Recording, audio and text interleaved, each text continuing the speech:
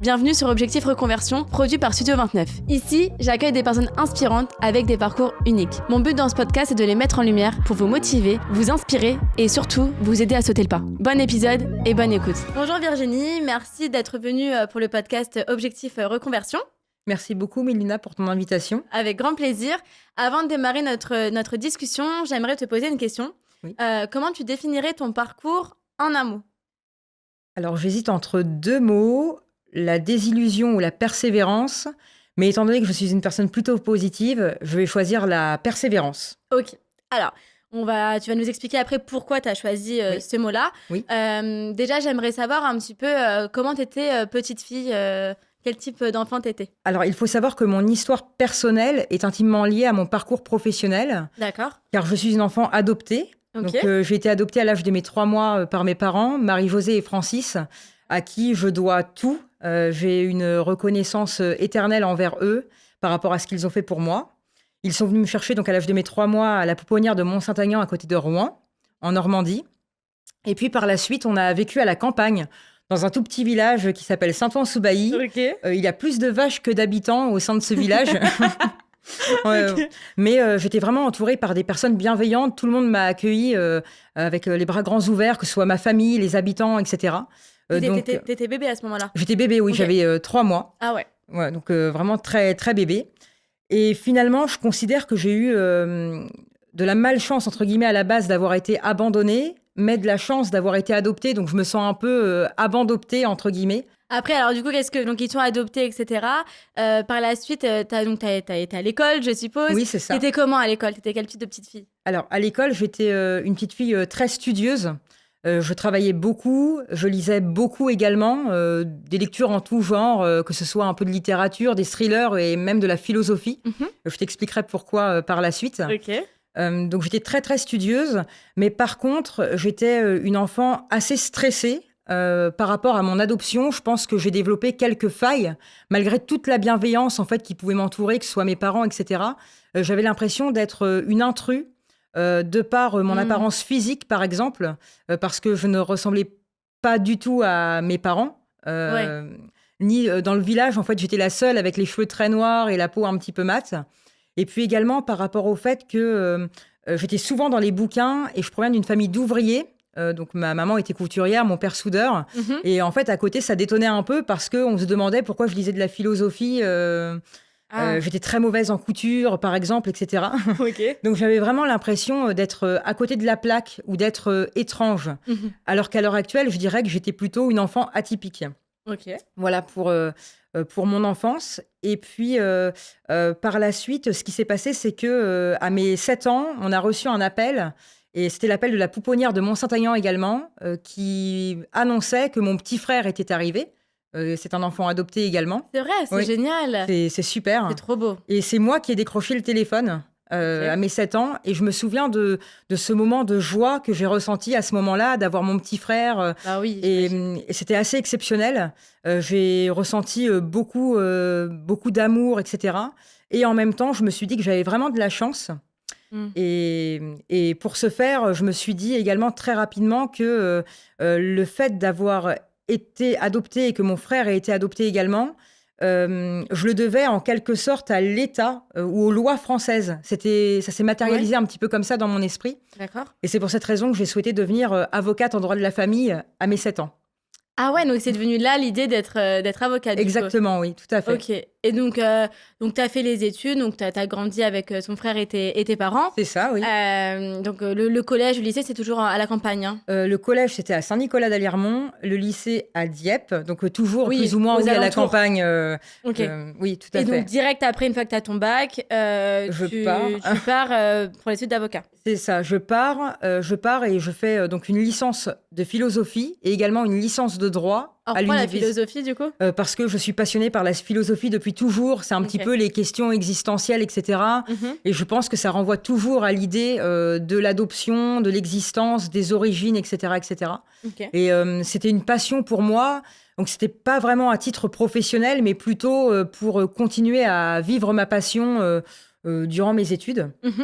Et puis, dans le même temps, j'avais vu un reportage sur la Sorbonne et je me souviens avoir dit à à mes parents que je souhaitais devenir avocate en droit de la famille à la Sorbonne. Et ils sont très bienveillants, mais ils m'ont dit, tu proviens d'un milieu ouvrier, etc. Ça ne va vraiment pas être possible. Oublie l'idée, on va faire ce qu'on peut, mais ça va être très, très compliqué. Et j'ai tout mis en œuvre pour intégrer la Sorbonne, même si effectivement j'avais des difficultés au niveau financier, par exemple, parce que on est aidé, par exemple, par rapport aux bourses du Crous, etc. Oui. Mes parents ont fait tout ce qu'ils ont pu, mais j'ai dû travailler également à côté. Donc tu avais des jobs étudiants ? Oui, pas mal de jobs étudiants. J'étais étudiante salariée.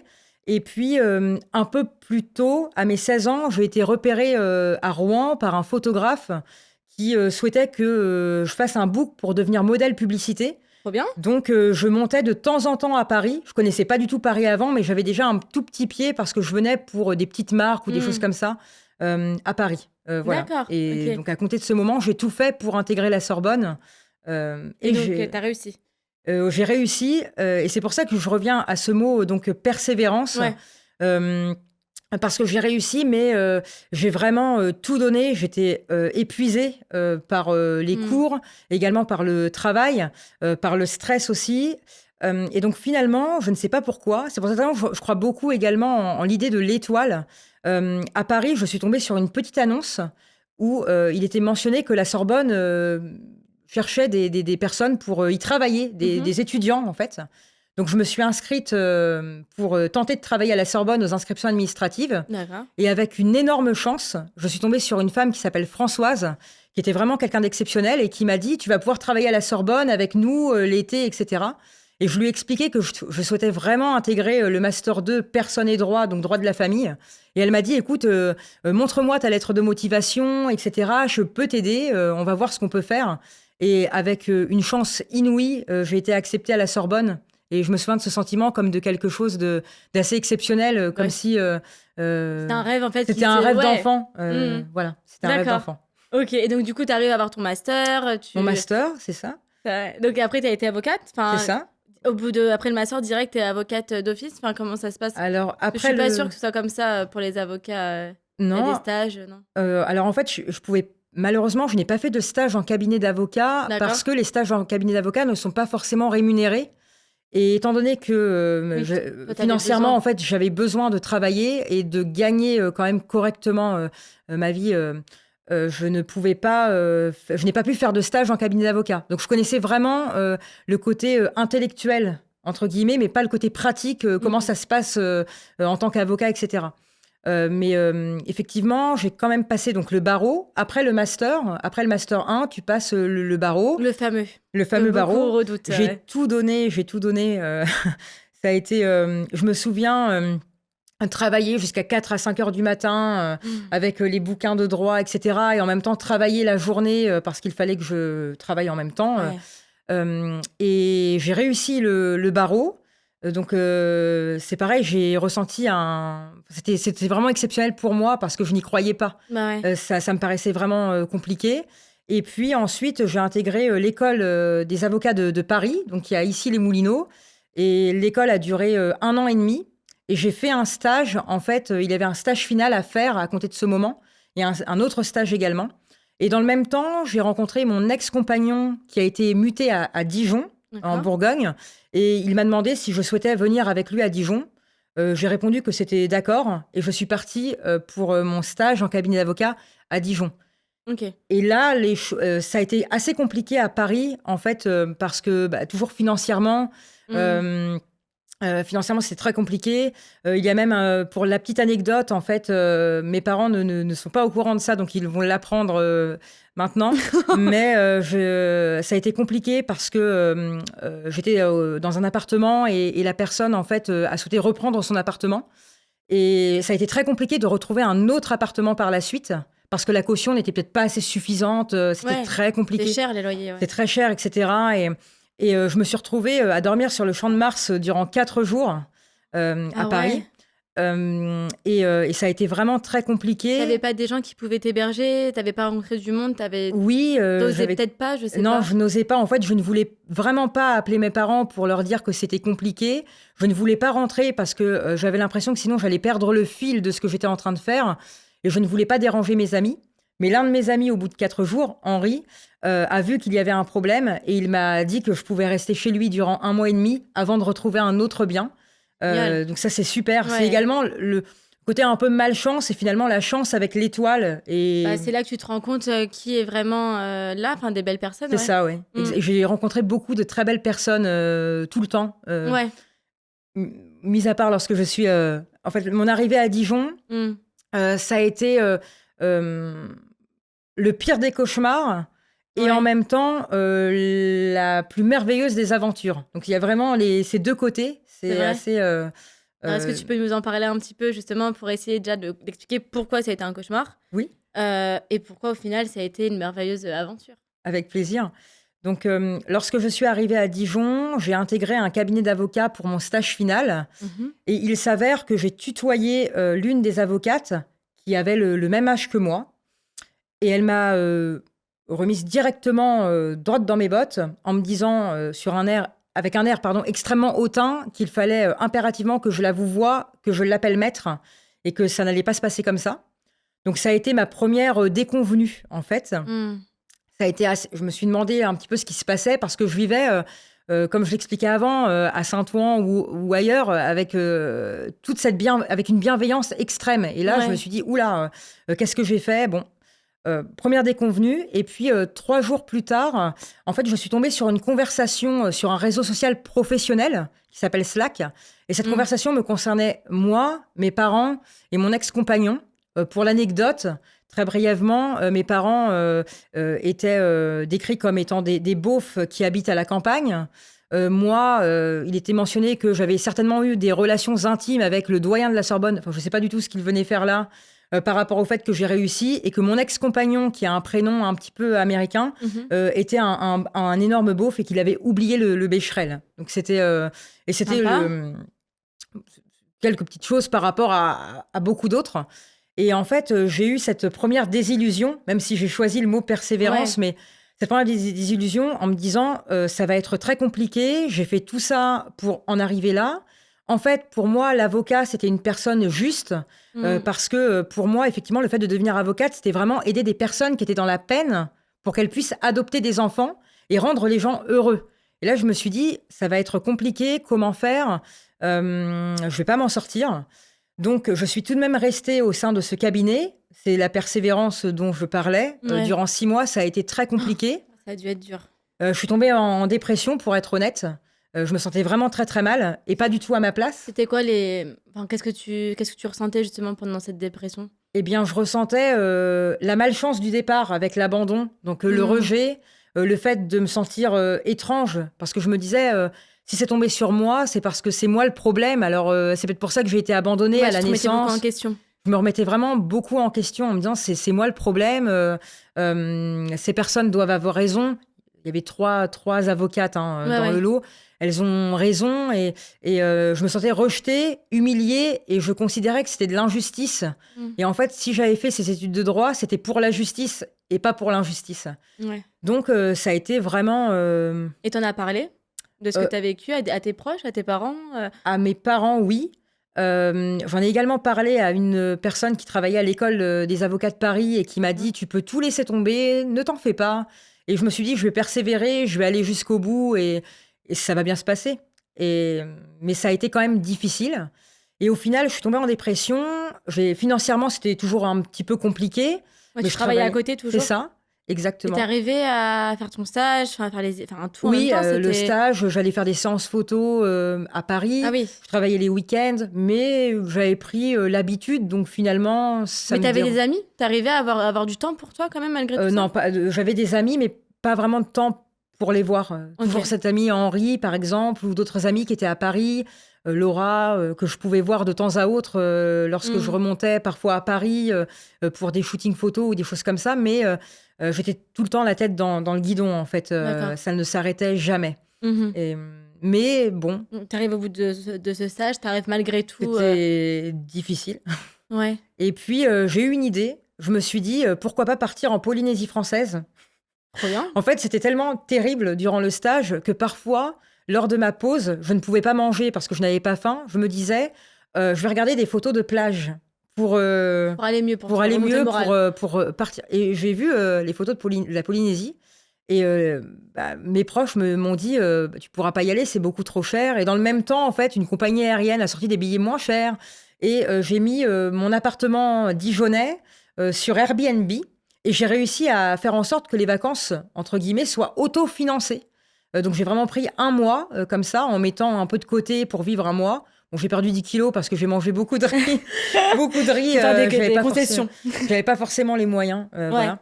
Et lorsque je suis arrivée en Polynésie, j'ai ressenti quelque chose de beau à nouveau, comme c'était différent, mais comme lorsque on m'a appris que mon frère allait arriver, c'était quelque chose de beau. J'étais entourée de personnes bienveillantes, Ouais. comme à Saint-Ouen-sous-Bailly, comme durant mon enfance, comme à la Sorbonne, parce que la Sorbonne, c'était super aussi. Et ça m'a apaisée. Et en fait, les Polynésiens disent parfois qu'ils ressentent le mana. C'est une tradition polynésienne. Et j'ai eu l'impression de ressentir l'étoile à ce moment-là et de me dire, allez, tu peux encore persévérer un petit peu. T'as plus trop d'énergie, mais ça va aller. Il faut y aller. Il faut devenir avocate. Et donc, je suis devenue avocate seulement pour 2 ans et demi. Ah ouais. Ok. Et t'as quand même aidé des familles. Enfin, comment tu travaillais dans un cabinet? Tu travaillais Je me suis lancée toute seule. toute seule à ton compte? Parce qu'en fait, j'étais tellement traumatisée par cette expérience. Ouais. Et en plus, je me suis lancée à Dijon, que j'avais peur de travailler avec d'autres personnes au sein d'un cabinet. Ouais, de te mélanger, tu voulais plus. Je ne T'avais voulais trop peur. plus, donc je voulais vraiment être toute seule. Donc je me suis lancée à compter de ce moment. Et t'as fait comment? Parce qu'il faut trouver des gens. Financièrement, c'est quand t'es à ton compte, faut trouver quand même des clients. Alors, Comment t'as fait du coup? ce qui s'est passé, c'est que l'une des amies de ces avocates, bon, c'est une histoire un peu... Bref, que je pensais être bienveillante, m'a dit qu'il serait bien que je rachète une clientèle, en fait, d'un avocat qui partait à la retraite Ok. à Dijon. Donc, j'ai fait un prêt de 30 000 euros à la banque, un banquier qui s'appelle Stéphane, qui est quelqu'un de super, qui m'a aidé par la suite. Et donc, j'ai fait ce prêt. Et il s'avère en fait que il n'y avait pas vraiment de clientèle, donc je me suis fait avoir totalement. Mais bon, c'est pas grave, Ouais. parce que tout arrive pour une bonne raison. Et donc je me suis lancée. Je me suis mise sur certains sites en fait qui mettent en relation les avocats avec D'accord. des clients, etc. Et puis ça s'est fait quand même assez rapidement. J'étais également commise d'office. C'est quoi Euh, que ça commise d'office? Alors, commise d'office, en fait, c'est le bâtonnier qui t'énonce, par exemple, sur une journée que tu vas devoir plaider pour telle personne. Donc, ça peut être le juge d'application des peines lors d'assistance éducative, par exemple, pour des enfants maltraités. Ça Ok. peut être également des gardes à vue. Donc, tu es appelé pour aller en garde à vue un petit peu tout le temps, etc., etc. Donc, ça t'aide en tant que jeune avocat, je dirais, à rebondir Ok. et à trouver de la clientèle. Donc, finalement, ça s'est fait assez vite. Mhm. J'avais quand même pas mal de clients. J'ai aidé quelques familles, oui, notamment en ce qui concerne l'assistance éducative pour des enfants maltraités. Mm. Je pense à une histoire qui m'a beaucoup touchée. C'était une maman qui avait ses petites filles et qui n'avait pas du tout de moyens. Et il était reproché à cette maman de ne pas avoir d'argent et donc que ses petites filles n'étaient pas assez bien présentées pour aller à l'école. Ok. Et il était normalement convenu qu'elle soit placée en famille d'accueil alors qu'elle ne souhaitait pas du tout être placée. Donc j'ai vraiment fait le maximum pour que la maman les garde avec elle, la mettre en relation avec une assistante sociale. C'est important, il y a des assistantes sociales qui sont là pour aider Bien les sûr. familles. Mm. Et je me souviens qu'elle m'a remerciée en pleurant et je me suis dit, c'est ce pourquoi, à la base, Tu voulais faire ce je voulais métier. faire ce métier. Mm. Mais la réalité est tout autre. La plupart du temps, il fallait plaider pour des personnes qui étaient de mon point de vue. Pour moi, tout le monde est défendable, mais je n'arrivais pas en fait à donner cette énergie. Les clients étaient souvent dans le conflit. Donc c'était très difficile. L'ambiance à la cité judiciaire était très dure parce qu'on parle d'histoires vraiment compliquées avec des personnes qui vont très très mal. Et en fait, émotionnellement, ce n'est pas ce que je souhaitais faire. Je voulais vraiment aider des familles à adopter. Mhm. Et pour la petite histoire, la seule personne que je devais aider pour l'adoption est décédée avant le jugement. Ah. Et ça m'a vraiment mis un petit coup au moral. Mm. Et puis, il y a eu ce jour précis où il s'est passé deux choses. J'étais donc commise d'office pour un client qui avait frappé sa femme et qui souhaitait mettre ses enfants à la rue. Il avait préparé les sacs poubelles, etc., pour mettre ses enfants à la rue. Et je me souviens, lors de l'audience, il a dit cette chose, il a dit: «Mes enfants ne sont pas les miens, enfin ce sont les miens, mais pour moi ce ne sont pas les miens et je m'en fous». Et je me suis dit: «En fait, j'ai eu une chance inouïe d'avoir été finalement abandonnée», Ouais. parce que ma génitrice ne pouvait certainement pas s'occuper de moi et se serait mal occupée de moi. Et finalement, j'ai une chance inouïe d'avoir été adoptée et c'est très bien, enfin c'est super, j'ai la réponse à ma question. Mm. Et dans le même temps, ma maman m'a appelée pour me dire que mon père avait la maladie de l'Alzheimer à 60 ans. Et j'avais les yeux rivés sur l'horloge de la gare de Dijon. Je me souviens très bien de ce moment. Et je me suis dit, c'est trop dur. J'ai tout fait, j'ai persévéré, mais je ne veux plus. Je ne veux Ouais. plus. Et donc, j'ai arrêté à ce moment-là. T'as arrêté sans savoir ce que t'allais faire par la suite. Alors, je suis peut-être allée trop loin dans l'histoire, mais ce que je ne t'ai pas dit, c'est que lorsque je suis partie en Polynésie française, et étant donné que j'allais très très mal, je regardais des vidéos donc de plage, etc. Mais je suis tombée également sur un économiste qui s'appelle Tammy Cabage et qui parlait de l'économie dans le monde, etc., etc. Et puis un petit peu de l'immobilier. Il y avait une autre personne, c'était Olivier Seban sur YouTube. Donc, j'ai pas du tout suivi de formation ou quoi que ce soit, mais je regardais les vidéos. Et ça a fait écho par rapport au fait que, étant donné que j'ai réussi à autofinancer le voyage, je me suis dit que c'était génial de créer des lieux hyper bien décorés où on se sent bien. Mhm. Lorsque je suis arrivée en Polynésie, je me souviens, c'était un super petit endroit chez des Polynésiens, c'était chouette et je me sentais bien. Je me sentais bien parce que durant des mois, je me sentais vraiment mal au sein de ce cabinet d'avocats. L'ambiance, la déco me plaisait pas. Et là, je me sentais bien. Et je me suis dit, pourquoi pas essayer d'acheter des biens immobiliers, les créer, Ouais. faire une jolie déco pour se sentir bien et que les gens, les voyageurs, soient heureux et qu'ils se sentent bien et être heureux comme je l'ai Comme tu l'as ressenti. été en Polynésie. C'est ça, en fait. Ok. C'est rendre les gens heureux. D'accord. Et donc, dans le même temps, j'ai fait ce prêt pour le cabinet d'avocats. Mais il s'avère que pour le banquier, c'était une bonne idée. On ne savait pas encore que l'avocat en question n'avait pas vraiment de clients, etc. D'accord. Et donc, il m'a dit, et j'étais avec mon ex-compagnon parce qu'on a acheté en indivision. Et mon ex-compagnon provient d'une famille d'ouvriers, etc. Donc, on venait vraiment des mêmes types de familles. Hein. Il m'a dit, bien écoutez, Virginie, ok, je vous prête pour un appartement. Faites-en un lieu sympathique avec de la déco, etc. On voit et on voit ce que ça va donner. On voit ce que ça va donner Ouais. par la suite. On voit ce que ça va donner par la suite, alors même que financièrement, c'était vraiment très compliqué. Et c'était un prêt à l'époque à 100%, donc il n'y avait pas besoin de faire Oui. de frais de notaire. Les taux étaient à 1,15. Enfin, Oui, c'était pas comme aujourd'hui. Et donc ça a commencé comme ça. On a commencé donc à faire tous les travaux, encore une fois avec d'autres personnes, parce qu'il y avait des artisans qui étaient là pour aider. Yann notamment, qui est un génie. C'est un génie, c'est quelqu'un d'exceptionnel. Il fait des choses extraordinaires. Moi, de mes mains, comme je te l'ai dit, c'est plutôt manuel. Enfin, au niveau manuel, c'est pas ça. C'est pas ton Non, fort. non, c'est pas mon fort. Mais il a créé quelque chose de sensationnel. Et l'appartement était très beau et je me suis sentie bien. Et puis ensuite, pour l'histoire, j'ai vu un immeuble à Beaune que je trouvais super beau. Je le trouvais formidable. Et les Beaunois, donc Beaune, c'est à côté de Dijon, en région Bourgogne, parce que j'adore la ville de Beaune. Et les Beaunois m'ont dit, ça va être compliqué de l'acheter. Je crois qu'il n'est pas forcément à la vente. Et comme par magie, il était à la vente. Donc, j'avais toujours pas d'argent de côté et mon ex-compagnon non plus. On est allé voir le même banquier qui s'appelle Stéphane et il nous a dit, OK, je vous prête pour l'immeuble. Et en fait, l'étoile était là à nouveau C'est un parce banquier que, génial, ouais. honnêtement, c'était fou de mon point de vue qu'il accepte. Ouais, c'était rare que les banquiers, généralement les banquiers, c'est pas facile. C'est pas facile. J'en vois tous les jours, Mais c'est oui, pas c'est pas facile. facile. Ouais, c'est pas facile. Et c'est il y a combien de temps ça? C'était il y a 8 ans.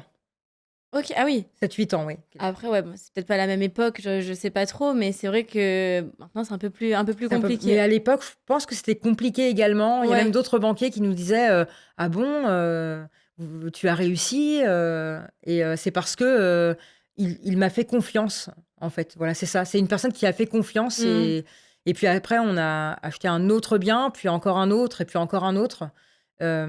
Mais j'ai une question parce que Oui. la banque te prête de l'argent, Oui, du c'est coup, ça. pour Oui. acheter l'immeuble ou l'appartement, Oui. plus la décoration, tout ça.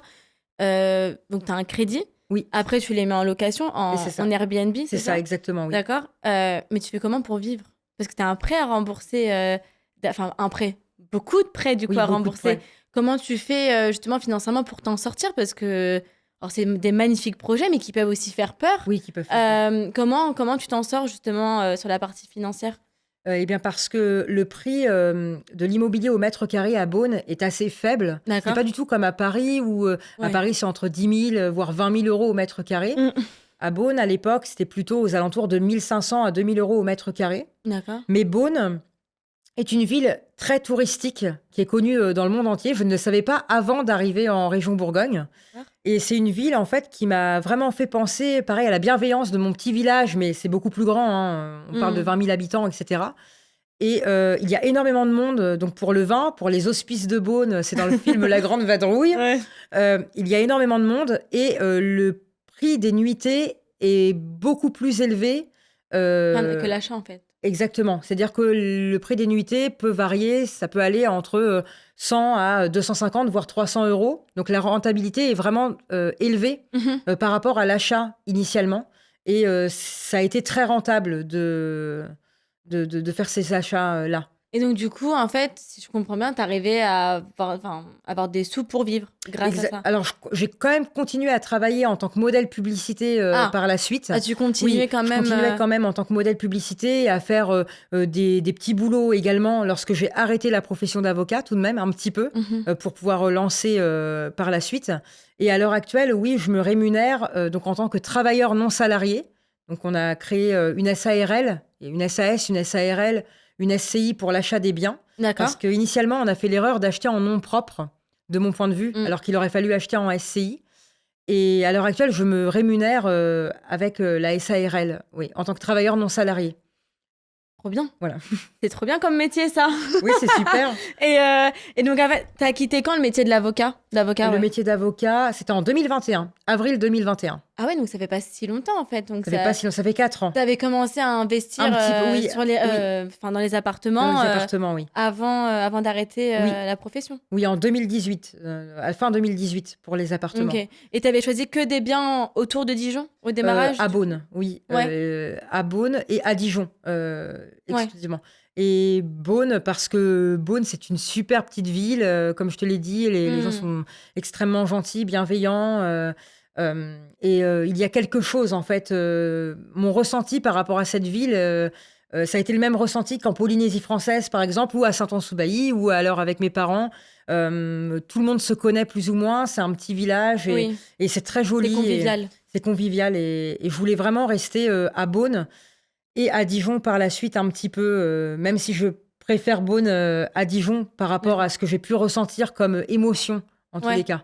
Voilà, Ok. donc et par la suite, l'idée, est venue d'investir en Polynésie française également, Dingue. et donc c'est le projet, on part le 4 juin, Ok. avec, mon compagnon, parce que j'ai un nouveau compagnon, désormais et on a acheté en fait en plus, il y a, 1 an, un gîte, donc notre résidence principale, dans l'Aisne, à Ah côté de ouais? Neuville-sur-Alette. C'est un super beau petit village, c'est pareil, un petit village de 200 ou 300 habitants avec des personnes extrêmement bienveillantes. Tout le monde est très gentil, très bien.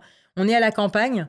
C'est vrai que j'ai vécu une partie de ma vie à Paris, Mm. mais finalement la campagne m'a rappelé à chaque fois. Je me Ouais. sens beaucoup mieux à la campagne et on va, créer, notre petit gîte également. Il y a une dépendance et ça me fait plaisir de voir les voyageurs également.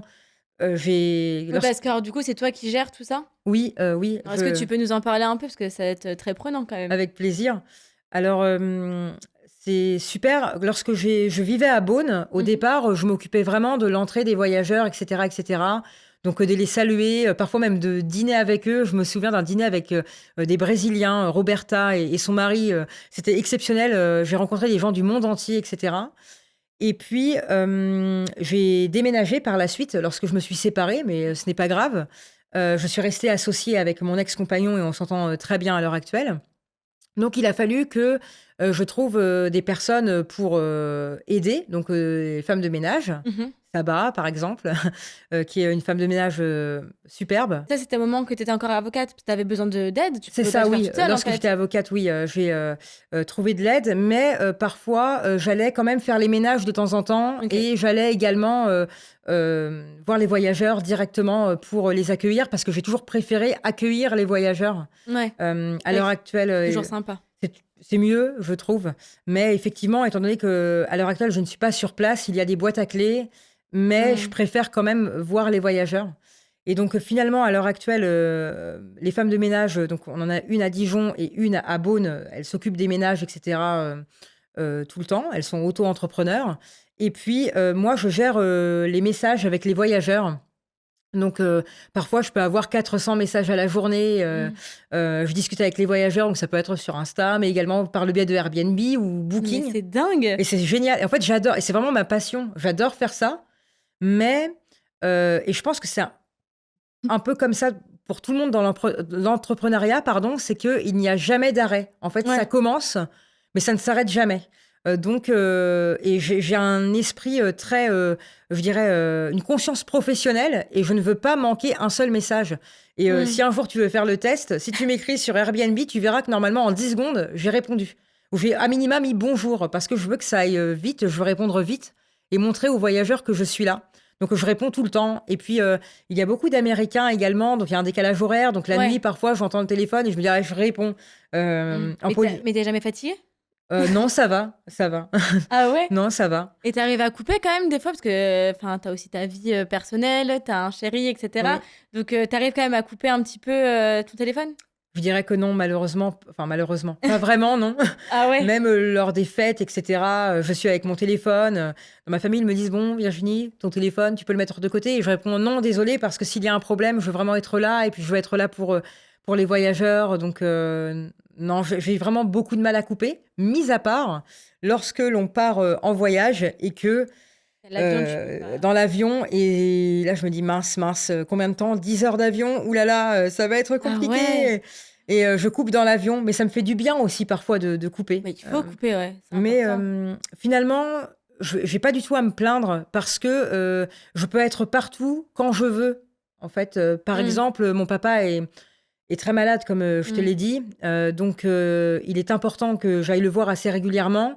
Et si j'avais des horaires fixes, etc., au travail, ou même si j'étais restée avocate, ça n'aurait pas été possible. Alors que là, finalement, il me faut simplement mon téléphone. Ouais. Et puis, je peux aller le voir en Normandie et rester près de lui. Et ça, c'était vraiment important pour moi. Ouais, tu peux aller partout. C'est vrai que ce genre de métier, c'est vrai que c'est quand même bien. C'est bien, oui. En plus, il y en a qui sont dans l'entrepreneuriat, mais qui peuvent pas voyager partout. Toi, tu as quand même un métier où ça peut te permettre de Oui, voyager. c'est ça. Puis, tu n'as pas forcément d'équipe avec toi au quotidien. Non, pas du Donc, tout. C'est mon téléphone, en fait. Ouais, c'est et- génial. Et, Et comment tu choisis un petit peu, enfin, tu as expliqué un peu pour Dijon et l'autre ville d'à côté, je me rappelle plus du nom. c'est Beaune. C'est Beaune, Beaune. voilà, Beaune. Mais après, parce que j'ai vu que tu avais investi aussi d'autres biens, tu connais un petit peu l'immobilier, tu t'es intéressé, enfin, comment t'as fait? Alors oui, c'est vrai que si on m'avait dit à mes 7 ans, ou même à mes 15 ou mes 20 ans, Virginie, tu seras dans l'immobilier. Bah ouais. Enfin, si tu m'avais dit ça, je t'aurais dit, ah ben non, pas du tout. Enfin, je n'y connais absolument rien. Et c'est toujours, enfin, c'est pas toujours plus ou moins le cas, mais c'est qu'effectivement, je n'ai pas fait de formation dans l'immobilier. J'ai simplement, effectivement, regardé des vidéos sur YouTube Ouais, c'est ce que. voilà, d'Olivier Seban ou autres. J'ai lu des livres, etc. Je me suis intéressée également. J'ai beaucoup discuté avec des agents immobiliers, notamment Nicolas, qui travaille à l'agence Century 21 à Beaune, et Joséphine, qui travaille chez Ezar à Dijon, pour ne pas les citer, parce que c'est vraiment des chouettes personnes. Ouais. Ils m'ont beaucoup aidé là-dedans, en fait, en m'expliquant comment ça pouvait se passer, comment ça se passait pour un achat immobilier, ou même j'ai des amis qui sont notaires à l'heure actuelle, donc qui ont pu m'expliquer comment ça se passait. D'accord. Et puis, en ce qui concerne la création de sociétés, etc., le droit m'a Ouais. beaucoup aidé. Oui, parce que tu as fait des études, oui, forcément, donc c'est ça. forcément, tu savais Exactement. que c'est un monde à part quand même. Oui, ça, c'est compliqué. Et mon ex-compagnon est ingénieur bâtiment. Voilà, il est ingénieur bâtiment et il a toujours été très doué pour la décoration, etc. Donc, c'est lui qui m'a finalement beaucoup montré lors du premier achat immobilier comment ça se passait pour décorer. Et j'ai beaucoup lu tout ce qui est art et décoration, etc. pour essayer de comprendre un peu tout ça. Mais ça s'est fait, et même à l'heure actuelle, je pense que je ne connais pas tous les rouages de l'immobilier. J'ai encore beaucoup de choses à Oui, bien apprendre. sûr, oui, bah, Et, c'est un métier évolutif hein, qui change tout le temps, quoi. oui. Et c'est enfin, ton métier d'avocat, t'as jamais manqué? T'as Non, jamais regretté de partir, d'être non, partie de... non, jamais. Jamais, jamais, jamais. Ah ouais, c'est... Je ne serai plus jamais avocate. Voilà. Je sais qu'il ne faut jamais dire jamais, Ouais, ouais, mais je le sais, en fait, ouais. parce que... Et pour autant, certaines d'anciennes consoeurs, notamment une ancienne consoeur, m'a posé la question et m'a dit, qu'est-ce que ça te fait de ne plus être avocate? Est-ce que tu penses que c'est dommage pour toi par rapport à la vision que les autres peuvent avoir de toi? En fait, parce que dans ta famille, ils doivent se dire que, pas que tu ne fais rien à l'heure actuelle, mais en fait, c'est compliqué pour ma Oui, famille. pour eux, c'est pas un vrai métier. C'est ça, exactement. Mais c'est pas du tout méchant. Ils sont très bienveillants, très gentils, mais pour eux, ils ne comprennent pas trop ce que je fais, ou même les gens en général me disent mais qu'est-ce que tu fais en fait? Pourquoi tu n'es pas restée avocate? C'est un beau métier. Et j'ai choisi de faire passer en priorité mon bien-être, mon épanouissement, et de me dire que ce que pensent les autres finalement, ce n'est pas très grave. L'important c'est ce que moi je ressens. Quand tu as décidé d'arrêter le métier d'avocate, bah, comment ils ont réagi? Alors ma mère était très triste Mm. et mon père commençait à perdre la mémoire. Donc je ne sais pas trop si il s'en est aperçu. Mais Mhm. pour être tout à fait honnête, au départ, je n'en ai pas parlé. Ah ouais? Le jour, je n'en ai pas parlé de cette manière. Je suis restée dans le flou, en fait, comme pour Mm. dire, je pourrais peut-être continuer plus d'audience. Enfin voilà, je suis restée dans le flou. Et un jour, je lui ai dit à maman, écoute, j'ai vraiment arrêté. Et elle m'a dit, fais ce que tu veux, fais ce qui te semble bon, et il n'y a pas de souci. L'important, c'est que tu ailles bien. Parce que je pense qu'elle m'a vue vraiment dans la peine Ouais. durant des mois, à cause de cet épisode traumatique d'ailleurs. Et Mm. elle m'a dit que l'important, c'était de faire ce que je souhaitais. Même si à l'heure actuelle, effectivement, mon entourage proche comprend petit à petit, mais au départ, c'était compliqué. Il se demandait un petit peu ce que je faisais, etc., etc. Ouais. Mais Et là, enfin, moi, je te vois, t'es très empathique, ça se voit, tu dégages beaucoup de... Enfin, t'es très solaire, t'es très gentil, aussi. ça se voit. Et donc, du coup, bah, comme tu disais, quand t'étais petite, tu te sentais des fois un petit peu à l'écart, différente des autres. Je sais pas si t'as eu des moqueries. Enfin, est-ce que t'as déjà vécu ce genre de choses plus jeune? Oui, Ouais. oui, un petit peu. Alors, étonnamment, pas du tout à l'école maternelle, ni à la primaire, ni au Ouais. collège. Généralement, c'est après. Pas du tout. Ah ouais. Et ça a été au lycée. Ah. Alors, j'ai intégré d'abord un lycée public. Mm. Ça s'est super bien passé. Et puis finalement, mes parents m'ont dit ce serait peut-être bien que tu ailles au lycée privé à Dieppe.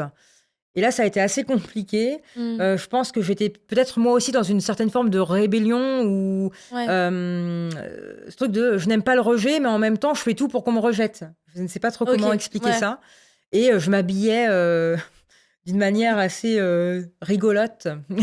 Je crois que j'ai encore les photos, avec des petites lunettes roses, des petits bonnets rouges, enfin.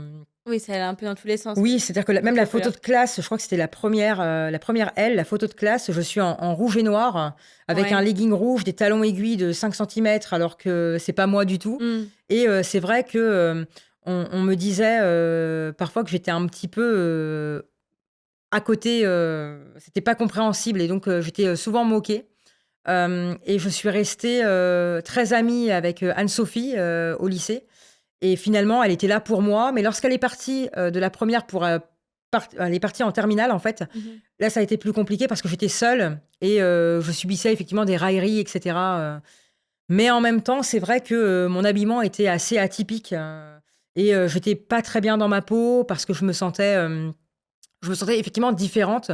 Je lisais de la philosophie, je Mm. lisais du Nietzsche, etc. Personne ne comprenait trop pourquoi, plutôt que d'aller jouer dans la cour ou Ouais. de discuter d'autres choses. Donc j'étais un peu seule avec Nietzsche et Ouais, mais justement, enfin, moi, je me pose une question parce que t'es empathique, etc. Ça va que t'aimes aider les autres. En plus, par rapport à ton nouveau métier aujourd'hui, tu veux rencontrer les voyageurs, etc. T'es jamais déçu? Enfin, je veux dire, t'as dû être déçu quand même dans ta vie de certaines personnes, non? oui, j'ai été déçue dans ma vie au lycée Ok. notamment. J'ai été déçue lorsque j'ai intégré le stage en cabinet Mm. d'avocat, vraiment très déçue. J'ai eu parfois quelques déceptions amoureuses comme tout le monde, je pense, et Ouais. c'est différent. Mais professionnellement parlant, après, pas du tout. Avec les voyageurs, ils ont jamais, je sais pas, Ah, abîmé. pardon, les voyageurs, Ouais, d'accord, j'avais pas compris. abîmer aussi. Non, mais enfin, même abîmer les appartements, parce qu'en fait, tu donnes. C'est comme ton bébé, entre D'accord, guillemets, tu vois. C'est un appartement, c'est quelque chose dans lequel tu as investi. d'accord. Tu prends quand même beaucoup de temps pour eux à leur répondre, etc. Comment toi, tu fais pour justement gérer ça? T'as pas. Enfin, je me dis, c'est bien si tout se passe bien, mais il peut aussi des fois arriver des choses un peu plus mauvaises.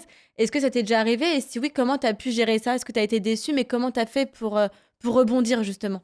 Oui, donc pour les voyageurs, oui, ça m'est Ouais. déjà arrivé. Mais je dirais qu'étonnamment, la plupart des voyageurs sont des personnes extrêmement bienveillantes et respectueuses. Mm. C'est étonnant, je pensais que ça allait être plus compliqué, mais finalement, ça se passe quand même vraiment très bien. Parfois, les voyageurs cassent quelque chose et le disent, ou alors ne le disent pas. Et dans ce cas-là, lorsqu'ils ne le disent pas, c'est vrai que je ressens un petit peu d'injustice. Donc il y a Ouais. ce sentiment qui revient un Mm. petit peu comme ça. Et puis, il m'est arrivé effectivement 3 fois, je dirais. Mm. C'est pas beaucoup finalement par rapport au laps de temps, de rencontrer vraiment des personnes très dures qui arrivaient par exemple dans l'appartement et il y a eu un dégât des eaux une fois. D'accord. La personne a cru bon de faire une énorme fête dans l'appartement, Mm. une baignoire partie, donc il y avait de l'eau partout avec des petits ballons, et cetera. Ça a été catastrophique. Ouais. Mais heureusement, c'est encore la bonne étoile, une amie est pompier, et donc elle a réussi à venir avec l'équipe pour enlever toute l'eau. Ça a été une grosse déconvenue. Et Mhm. puis, il y a eu une autre grosse déconvenue. C'est un voyageur donc, qui est venu, qui a payé une escorte, mais mineure. Et je l'ai su qu'après, qui a laissé donc toutes les portes ouvertes, etc., toute la nuit. Donc en plus, les voisins pensaient que c'était moi, alors que ce n'était pas moi, étant donné que Ouais. c'était le mien. Et l'appartement a été rendu dans un état abominable. Mm. J'ai appelé le voyageur en lui expliquant que c'était insupportable, etc. Il n'a pas daigné répondre. Mais fort heureusement, sur Airbnb, il y a, ça s'appelle AirCover en fait. Donc D'accord. c'est l'assurance Airbnb. Et ils sont vraiment super réactifs et ils ont fait le nécessaire pour qu'il y ait un remboursement par la suite, etc. Mais effectivement, parfois, il y a des voyageurs qui peuvent être assez compliqués Mm. à gérer. Mais c'est très peu par rapport à tous les voyageurs sur l'année, Ouais. quoi. Parce que comme tu sais, moi, on travaille en famille. Oui, J'ai mon père, mon frère qui sont dans l'immobilier, du coup. Et j'en ai fait aussi moi avant. Et c'est vrai qu'on rencontre aussi des gens qui ont peur d'acheter parce qu'ils ont peur aussi que derrière l'appartement soit abîmé. d'accord, je Parce comprends. tu vois, ils mettent des sous, enfin leur Oui, de argent dans les l'argent. travaux, etc. Ils le meublent, ils font quelque chose de cocooning, on va dire. Et au final, malheureusement, les gens n'en prennent pas forcément soin. Des fois, quand c'est des locations, c'est vrai que Les gens ne font pas non. Et donc, spécialement. et donc, du coup, toi, je te demandais ça parce que peut-être qu'il y en a qui aimeraient aussi investir, Oui, et qui mais ont peur. qui ont peur justement de la suite parce que s'ils investissent et que derrière, ça fonctionne pas ou que c'est abîmé, ça peut du coup Ça être peut. problématique. Et vu que tu as plusieurs biens à toi, je voulais savoir un petit peu du coup comment ça se passait. Après, il y a des assurances, je sais pas trop comment ça se Oui, passe. il y a des assurances propriétaires non occupants, par Ok, exemple, plus l'assurance Airbnb. Et puis, je pense également que lorsque l'on crée un lieu de vie, enfin un Airbnb, comment dirais-je, bien décoré, un petit peu comme ici, c'est super bien décoré, les gens font très attention, euh, ouais, cassent moins, ont moins envie de faire de bêtises et autres, etc. Et puis, je mets bien, en fait, dans mon message d'arrivée qu'il est absolument interdit de faire une fête, etc., etc. J'appelle les voyageurs à chaque fois pour leur rappeler les règles, le règlement intérieur, etc., etc. Et je pense que ça dissuade également de l'intégrer au message d'arrivée, peut-être. ouais. Je pense que c'est un peu un tout. Le fait Mm. que j'appelle les voyageurs avant leur arrivée à chaque fois, ils ont une personne, donc ils se disent c'est un bien, mais en même temps, il y a quelqu'un derrière qui a mis tout son cœur et toute son âme dans l'appartement. Et puis, le fait de rappeler les règles, etc., etc. Ouais. Et puis également, sur Airbnb, pour ceux qui ont vraiment peur, il est possible de filtrer en fait les réservations, donc d'accepter ou non une réservation par rapport aux commentaires des voyageurs. Donc, c'est-à-dire que si tu ne veux Ok. pas avoir de voyageurs qui n'ont aucun commentaire, c'est possible, tu refuses la réservation et tu prends ceux qui ont des commentaires, Ça pardon. t'est déjà arrivé, toi, de Non, refuser? non, je n'ai jamais refusé. Ça se Pardon. ressent, Oui, je n'ai jamais, je ça se n'ai voit. jamais. Je Ouais, n'ai jamais refusé. c'est vrai. Voilà. Même parfois des voyageurs qui me posaient des questions comme bonjour, est-ce que l'on peut venir dîner à 10 dans l'appartement? Mais le fait que la personne me pose la question, je me suis dit, bon, ça veut dire que potentiellement elle va prendre soin parce que Elle a été honnête. elle a été honnête et le fait d'avoir les voyageurs à chaque fois, ça se passe toujours bien. Même quand parfois j'ai une histoire qui me revient en tête. C'est un voyageur qui est arrivé et parfois le problème peut venir également de l'hôte, enfin de la Mmh. personne qui accueille. Le chauffage s'est coupé. Donc il faisait Mmh. très très froid et sur mon application, ça me mettait quand même qu'il faisait 21 degrés. Donc j'avais pas compris qu'il y avait une problématique par rapport à ça. Et sur le moment, je croyais pas forcément le voyageur. Il m'a mis un commentaire 1 étoile, ce qui est rédhibitoire sur Airbnb. Ouais. Et je l'ai appelé en lui demandant ce qui s'était passé. Il m'a dit bon, vous m'avez pas forcément cru. Et finalement, il avait raison et on peut s'entendre. Et ça s'est réglé comme ça. Il a enlevé son commentaire. Je l'ai remboursé totalement. Et ça se Ouais. passe toujours bien. Même quand parfois c'est un peu compliqué, Mmh. on trouve toujours une solution. Bah, Euh, c'est bien. voilà. Tant Il y a mieux. toujours des solutions. Ouais. À ces personnes qui ont peur de se lancer, j'ai envie de leur dire lancez-vous. Au pire, de toute façon, Il y a des solutions. il y a des solutions et il faut se lancer. Je pense qu'il faut prendre parfois des risques Mmh. pour réussir ce que l'on souhaite faire. Et l'échec, de mon point de vue, n'en est pas un. Parce que si on échoue une fois ou deux fois, par la suite, on va apprendre de son erreur ou de ses erreurs et on va forcément réussir. Et c'est génial. Voilà. Ouais, c'est clair, je suis d'accord. Et là, aujourd'hui, du coup, tu disposes de combien de biens? Donc de 8. Où ça? Alors, 8. Dijon, Beaune, ça j'ai compris. Dijon, Beaune, Neuville-sur-Elette, Ouais. la résidence principale, et bientôt, je l'espère, la Polynésie française. Je pense que tu vas faire rêver plein de monde là. Je l'espère, même si ça va être... c'est un nouveau challenge finalement. Mhm. Mais je me suis sentie tellement bien en Polynésie française que je souhaite vraiment investir en Polynésie. Mhm. J'aimerais beaucoup investir du côté de Dieppe, en Normandie également, pour ma famille. Enfin, comment expliquer Ouais. ça pour que...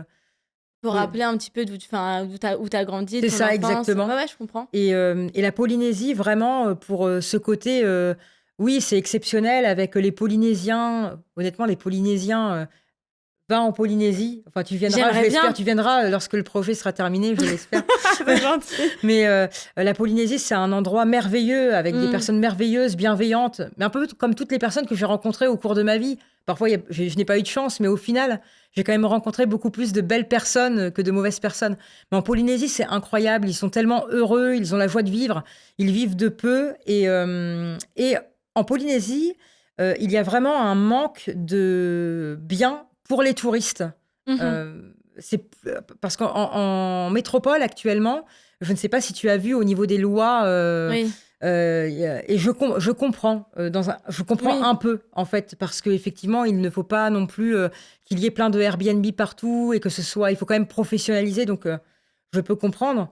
Mais en Polynésie, il y a un manque effectif de biens Il y destinés. a beaucoup d'hôtels en fait là-bas. C'est C'est beaucoup d'hôtels. Ouais. Il y a beaucoup d'hôtels un peu partout et peu d'endroits, donc de Airbnb, où tu pourrais avoir ton petit lodge, ta petite cahute avec ta petite piscine ou non, enfin qu'importe, typiquement polynésienne. C'est beaucoup d'hôtels. Mhm. Et finalement, il y a un vrai manque en Polynésie. Donc, finalement, les Polynésiens sont heureux de voir que des métropolitains viennent pour créer Ouais, j'imagine. des biens, de l'emploi également, parce que la Polynésie, je souhaite y aller.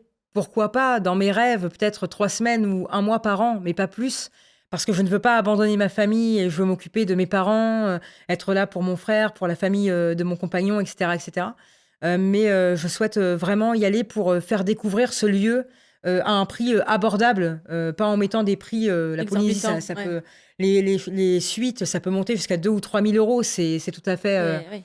Et tu vois, rester sur des choses correctes au niveau tarif et créer un endroit exceptionnel où les gens arriveraient et se diraient je suis heureux, j'arrive en Polynésie, je suis dans un bel endroit Mm. et tout le monde est content. C'est le monde des bisounours, en fait, Ouais. en quelque sorte. Ouais. Et comment tu vas suivre un petit peu cette avancée? Parce que justement, tu dis que tu vas pas y être toute l'année, c'est pas possible. Parce qu'il y aura des travaux, il y aura des choses. Comment tu gères ça à distance? Alors, je me suis posé la question, étant donné que ça va arriver. Ouais, Bon, on va déjà partir un mois pour trouver le terrain en OK. Polynésie française, ce qui va être assez compliqué, parce que c'est assez compliqué de trouver quand même le terrain. C'est pas le même droit, etc. Mais bon, déjà. Mmh. Et puis ensuite, je pense que, c'est même pas que je pense que, c'est que mes artisans qui travaillent en métropole vont venir en Polynésie. Ah ouais, mais Ouais, c'est une chance, hein, ouais, qu'ils c'est puissent, super. En ah ce ouais, moment, il y a un artisan donc pour la petite dépendance à côté de notre résidence principale d'accord. qui s'appelle Nicolas, qui m'a dit: «Je viens en Polynésie française avec ma femme et mes enfants et cetera, mais je viens t'aider en Polynésie française». Donc les artisans vont venir, en Polynésie. C'est top. J'ai des amis qui vivent en Polynésie et qui connaissent, des entreprises qui peuvent être là pour la construction également et cetera et cetera. Donc je pense effectivement que, il faudrait trouver le terrain, par la suite y retourner dans 1 an et rester peut-être 1 mois et demi et ensuite, faire venir donc de métropole jusqu'en Polynésie, Mmh. la décoration, la menuiserie et cetera, petit à petit, de Et cette donc c'est manière. quand même un gros projet, ça se Ouais, fait je pense que pas. là, c'est le plus gros projet, Et tu te là. sens comment? Je me sens toujours stressée comme d'habitude. Comme je te l'ai dit, hein, j'ai toujours pas vraiment confiance en moi. Mmh. Mais je me dis que ce n'est pas grave, je mets ça de côté, il faut foncer. Mais tu arrives pas à être fière de toi? Parce que regarde, tu as quand même, bien réussi. C'est beau quand même C'est ce que tu fais. c'est une belle question, merci, mais non, Ah toujours ouais? pas, non. Et qu'est-ce Heu, qui t'aiderait, tu penses, pour justement gagner en confiance, enfin. je ne sais pas. Ah Honnêtement, c'est une ouais? bonne question, je ne sais pas parce que je me dis que même si la Polynésie, ça se concrétise, les Dieppe et cetera, je ne sais pas ce qu'il me faudrait de plus. Je ne sais pas vraiment. Tu as Heu, l'impression qu'il te manque toujours quelque chose, que oui, c'est jamais assez bien? c'est ça, OK. peut-être trop perfectionniste ou Peut-être trop dur avec toi-même, tout peut-être trop dur simplement? avec moi-même. Mmh. C'est peut-être les failles, en fait, je pense avoir des Mmh. failles. Ouais, de ton enfance, Je pense que c'est les failles, en fait, qui ressurgissent, même si effectivement, je n'ai manqué de rien. Mes parents ont toujours été là pour moi. J'ai une chance inouïe, en fait, mmh. mais ce que je pense, c'est que tout est possible à qui rêve, ose, travaille et n'abandonne jamais, Ouais, bah, c'est ce que tu montres, mon point de dans vue. ton parcours, Heu avec la persévérance. et que même si, comme moi, parce que vraiment je n'ai aucune confiance en moi, tout est possible avec, cette persévérance, même Mmh. si parfois il y a des désillusions, il faut vraiment, tout tenter, en Ouais. fait, tout tenter, Parfois je me disais même et c'est ce que je disais au banquier, Stéphane, à Dijon, Crédit Mutuel, je lui disais, «Fonce sur un malentendu, ça peut passer». C'est comme Ouais. dans le film, Ouais. Les Bronzés, je crois, bref. Mais il faut essayer au pire, et puis en fait, ce qui s'est passé, c'est, lors de ce moment où j'étais, dans Paris, bon, j'étais «à la rue» entre guillemets parce que j'aurais très bien pu, Bah, quand même, c'est je pouvais reprendre le train et aller chez mes parents et c'était pas c'est parce que c'était tu pas souhaitais, tu voulais oui. vraiment y C'est arriver, ça mmh. et c'est à ce moment-là, je me suis dit, c'est vraiment compliqué, c'est vraiment la merde pour parler vulgairement, Ouais, désolée, ouais, mais c'est vraiment la merde. Là, je suis tout en bas, en fait, c'est-à-dire que, il peut y avoir pire. il peut pas y avoir pire, donc au pire, qu'est-ce qui va se passer? Bah, ça peut pas être pire qu'avant, ça peut pas être pire que durant ce stage, final en cabinet d'avocat, ça peut pas être pire, en fait, Mmh. là, le pire à l'heure actuelle, c'est l'Alzheimer de mon père et je Mmh. vais tout faire pour que, heu Pour l'aider. pour l'aider et puis, Mmh. peut-être qu'il, voit qu'un jour j'ai réussi, voilà, à faire, des lieux de vie où lui se sentirait bien également et voilà. C'est trop, trop beau et moi, j'ai une autre question, qui me vient, comme ça, pour les gens qui nous écoutent, qui aimeraient justement se lancer. Tu parles de ne pas avoir peur. Oui, Je pense qu'au final, dans l'entrepreneuriat, tout le monde tout le monde, a un petit peu peur. Comment, enfin, toi, tu as persévéré, persévéré, mais tu as jamais voulu abandonner? Jamais, jamais, jamais? non, jamais. Parfois, je me suis posé la question. Je me Ouais, suis dit, «Là, c'est trop, c'est plus possible, ouais. c'est plus possible», cette fois-ci où j'étais, d'ailleurs, sur le Champ de Mars, je me souviens que même pour payer un pain au chocolat, ça allait être compliqué. Mais j'aurais pu aller appeler mes parents. J'aurais pu leur dire: «Papa, maman, s'il Mmh. vous plaît», ils l'auraient fait, mais je ne voulais pas. Et parfois, oui, lorsque j'étais, au sein de ce cabinet, d'avocats, je me suis dit: Mmh. «Là, c'est plus possible, je vais péter les plombs, en fait, Ouais, ouais, ça ouais. ne va pas aller, comment je vais m'en sortir?» Et donc parfois, oui, ça a été très dur, mais je me suis toujours souvenue, d'où je venais, que c'était compliqué, je me suis toujours souvenu qu'il ne fallait jamais abandonner et tout faire pour que ça se passe et que de toute façon, un jour, ça allait passer et qu'il fallait que je me remobilise et que j'y crois parce que j'étais arrivée là. Et je me suis souvenu également des beaux moments. Parfois, je me posais et je me disais, quel était ce beau moment? Je me suis souvenu de l'arrivée de mon frère. Je me suis souvenu du fait qu'à la base, j'étais une enfant abandonnée à la pouponnière de Mont-Saint-Aignan et que mes parents sont arrivés. Pendant 3 mois, j'étais sans parents. Voilà, donc, Oui, ok. voilà, Donc en vrai, t'as pas lâché. Donc au pire, il n'y a pas pire que ça, en fait. Il faut persévérer. donc, même si je me souviens plus, en fait, j'ai plus la conscience, j'ai pas cette conscience. À 3 mois, tu l'as pas, mais au niveau des failles, je pense qu'il y a eu un ressenti. Ouais. Et 3 mois sans mes vrais parents, parce que pour moi, mes vrais parents, c'est Marie-Josée et Francis, mes parents adoptifs, mais ça pouvait pas être pire qu'à la pouponnière de Mont-Saint-Aignan, Bien sûr. sans famille. Voilà. Ouais, Donc tout est toujours possible. Bah, c'est génial, Et- t'as un vrai exemple pour Voilà. beaucoup, je pense. Et dans l'immobilier, parce qu'aujourd'hui, tout le monde parle d'immobilier comme si c'était une catastrophe. Enfin, moi, j'entends que ça. Quand on regarde les D'accord. infos, Ah oui. c'est une catastrophe. On peut pas acheter, les taux sont trop hauts, les prix sont trop hauts, etc. etc. Toi, à chaque fois, tu as fait un prêt pour tes 8 biens. Oui, pour les 8 biens. Oui, exactement. Pour Et, les et 8. les banques, à chaque fois, elles t'ont suivi. Quoi Oui. qu'il, à chaque fois. Oui, Stéphane. C'est Stéphane qui suit les 8 biens. Alors, Stéphane en suit 7 au Crédit Mutuel à Dijon. Ah ouais, Et quand même, pas mal. Il en suit 7. Et Stéphane est quelqu'un d'exceptionnel. Enfin, vraiment, il est sous l'eau à l'heure actuelle parce que je lui envoie plein de... Mais c'est un génie, c'est un banquier exceptionnel. Ouais. Et puis, pour le dernier bien, c'est la caisse d'épargne Ok. à Reims. Il s'appelle Damien. Et il nous a suivis. Le dossier faisait donc... parce que là, finalement, c'est un nouveau prêt. Ça a été un nouveau prêt Ouais. pour le bien immobilier avec mon compagnon. Il nous a suivis alors même que mon dossier faisait 300 pages et qu'il y a les sociétés, etc., que je partais de rien. Mais il a quand même tout épluché et il a accepté. Et c'était pour un bien où, le dernier bien que tu as... Neuville-sur-Elette, c'est dans l'Aisne. C'est pour D'accord. la résidence principale. Ah oui. Et il a quand même épluché tout le dossier, etc., etc. Et il a accepté parce qu'il a considéré que c'était rentable, que ça tenait bien. Ouais. Et finalement, oui, à chaque fois, ce que j'ai peut-être oublié de dire, c'est que lorsque j'ai acheté les biens, j'ai quand même fait attention à ce qu'ils soient rentables également en longue durée. Ah oui, c'est ça ma question. Ouais, Et parce à que- la revente. Donc, c'était toujours Ok. l'étoile, comme j'aime le dire, la chance inouïe de trouver le bon bien. J'ai un exemple d'un bien, donc je vais raconter cette petite anecdote, à Beaune, pour l'immeuble. En entrant dans l'immeuble, ça sentait la marijuana. On avait l'impression d'être à Amsterdam. Ça sentait la Ça donne pas marijuana. trop envie, hein, d'acheter, c'était- Et là, tu te dis, et je me suis dit, ah mais moi, je peux pas acheter. Mais j'imagine. Et je me grave. suis dit, bon, au pire, c'est pas très grave. En fait, c'était une dealeuse de drogue qui Ouais. habitait, qui squattait l'un des biens. Et finalement, elle est partie après la vente, etc. Ok. Et à compter de ce moment, on a pu faire les travaux, etc. Mais le bien a été complètement dévalué par Ouais. rapport au prix normal. Et puis, un autre bien à Dijon, en fait, il y avait 17 héritiers. Le bien est sorti sur Le Bon Coin. Et je me suis dit, le prix est absolument anormal. Il y a 100 000 euros de moins, ce n'est pas possible. J'ai appelé.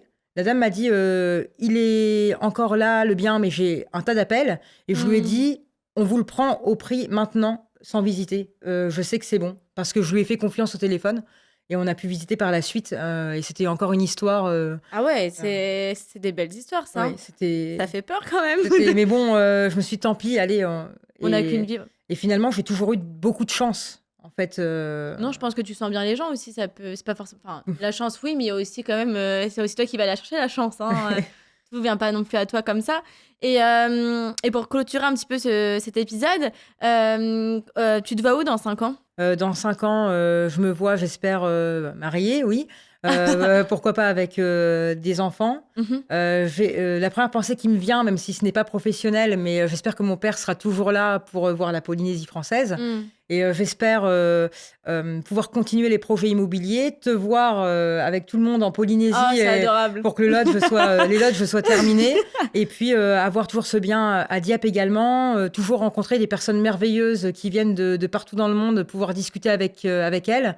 J'espère que l'État français ne va pas trop mettre plus de lois, mais voilà, rencontrer toujours autant de personnes, voyager toujours autant, découvrir de belles personnes, rester entouré de ma famille et aller bien, parce que c'est le principal finalement. Le principal, c'est d'aller bien, d'être bien Ouais. entouré. et surtout de se sentir heureux dans ce qu'on fait, d'être épanoui professionnellement et personnellement. Et pour ça, il faut choisir sa voie. Et choisir sa voie, c'est parfois tenter une reconversion, même si on a peur. Mais il faut tester, y aller. Et je pense que tout est possible pour tout le monde, en tous les cas. En tout cas, c'est tout ce que je te souhaite. Vraiment beaucoup de bonheur pour la suite. Je suivrai de très près de toute façon, puis on restera en contact. En tout cas, merci pour ta venue et puis à très bientôt. Merci beaucoup à toi. Avec grand plaisir. Merci. Merci d'avoir écouté cet épisode et j'espère qu'il vous a plu. Si vous souhaitez être accompagné pour une évolution pro ou un changement de carrière, vous pouvez nous contacter. Toutes les infos sont en description. À très vite pour un prochain épisode.